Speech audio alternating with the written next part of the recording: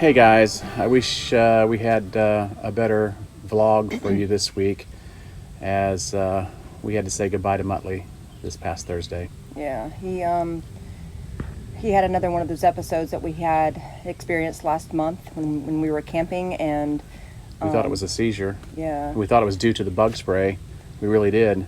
but unfortunately that's not the case. And Thursday morning, Allie got up and she yelled at me, he's seizing again, and he came back out of it, and she went ahead and got ready and went to work, and then I was getting ready to go to work, and I was trying to debate what to do. He seemed normal again at this point, so I thought, well, I'm going to take him with me, take both the dogs with me working, and just leave them in the truck with it running while I'm working at different locations. And as we were getting ready to walk out the door, I was holding him, and he started coughing, and I sat him down, and he went into another seizure. And or one of his episodes. yeah.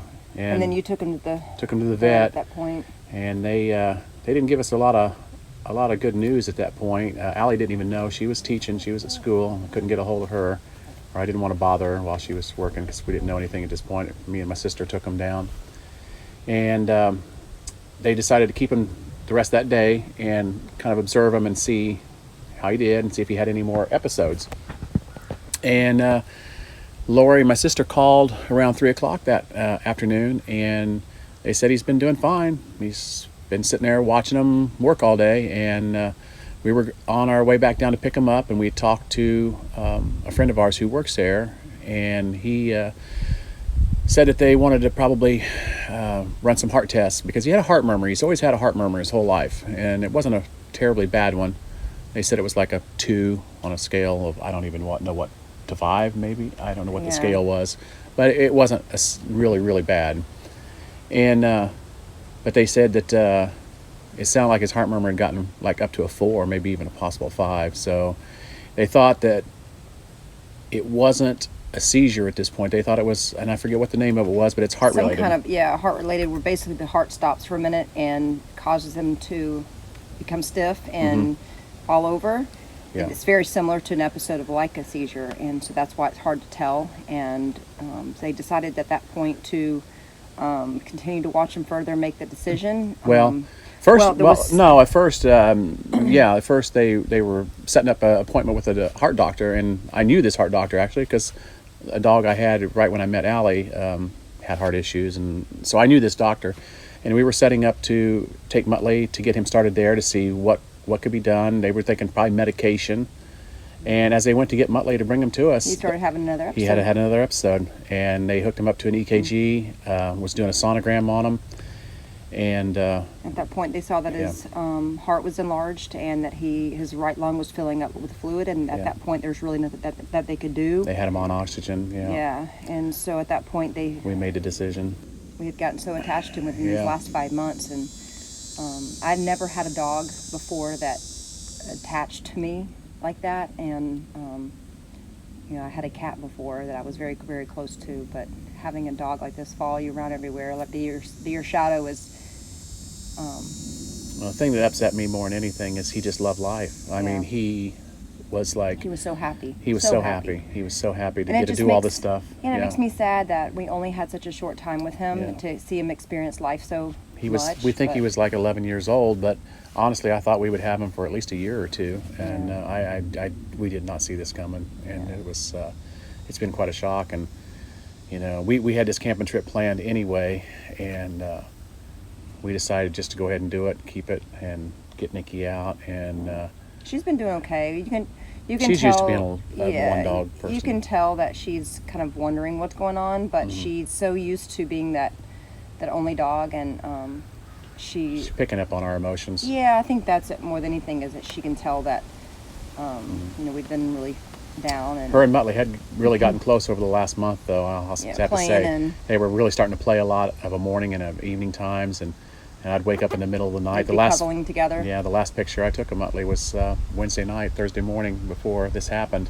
I woke up to go to the bathroom, and they were laying back to back up against each other, and I was like, that's so cute, I got to take a picture. I think it was more him that cuddled her. Yeah. He loved her so much. I think Nikki kind of tolerated him, but like Chuck was saying, that she's been coming around to the fact of knowing, well, he's part of the family now, and But I've had dogs my whole life, and wow, it's raining leaves right now.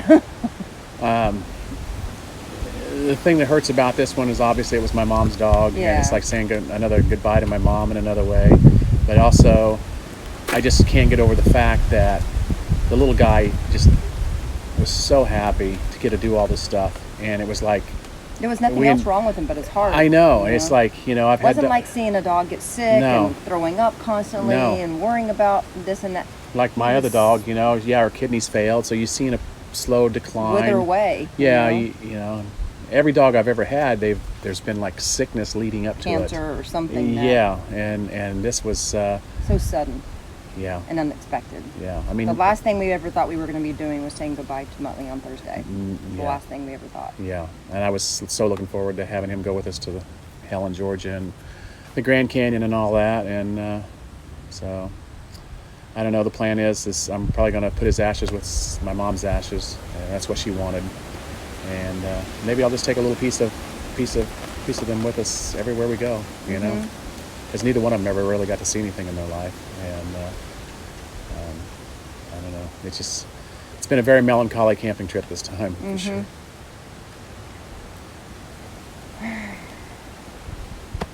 Okay, so on to happier thoughts. Nikki made new friends with a donkey over here. Oh my gosh. It's so that donkey cute. kept trying to stick its head underneath the fence trying to lick Nikki. Yeah, so we've enjoyed the camping here, but it's been very I'm used to It's having like- my buddy on my lap I know. constantly, and I miss him. muddy buddy. Yep. All right, so we're gonna wrap it up.